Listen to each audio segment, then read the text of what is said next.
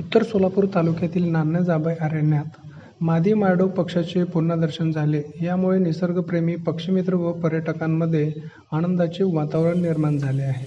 बुद्ध पौर्णिमेनिमित्त गुरुवार दिनांक 23 मे रोजी सन 2024-25 ची वन्यजीव प्राणी गणना करण्यात आली.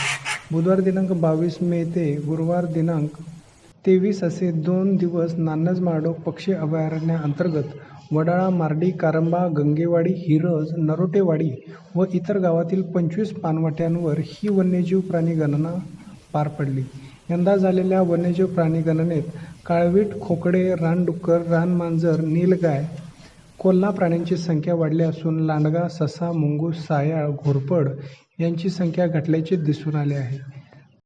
तर यंदा प्रथमच कुदळ्या 21 पक्षी आढळले असून 61 मोर दिसले आहेत. या गणनेसाठी अभयारण्यासह पाणवठ्याच्या परिसरात 8 मचाण उभारण्यात आल्या होत्या. तसेच 14 वॉच टॉवरही या गणनेकरिता उपयोग करण्यात आले होते. कॅमेऱ्यासह दुर्बिणीद्वारे वन कर्मचारी व पक्षीप्रेमींनी वन्यजीव गणना केली. यावेळी नान्नज अभयारण्यातील 30 अधिकारी व वन कर्मचारी उपस्थित होते.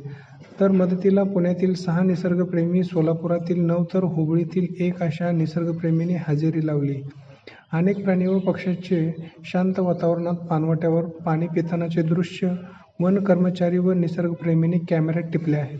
उपसंरक्षक तुषार चव्हाण, उपविभागीय वनाधिकारी स्नेहल पाटील, सहाय्यक वन संरक्षक किशोर कुमार येळे यांच्या मार्गदर्शनाखाली वन परिक्षेत्राधिकारी शुभांगी जावळे, वनपाल जी.डी. दाभाडे, संतोष मुंडे, वनरक्षक अशोक फडतरे, विवेकानंद विभुते, सुनील थोरात, ललिता बडे, सत्यशीला कांबळे, सहाय्यक वनरक्षक किशोर कुमार इरळे, चंद्रकांत होनमरे, भागवत म्हस्के व इतरही वनाधिकारी, कर्मचारी तसेच निसर्गप्रेमी यांची उपस्थिती होती.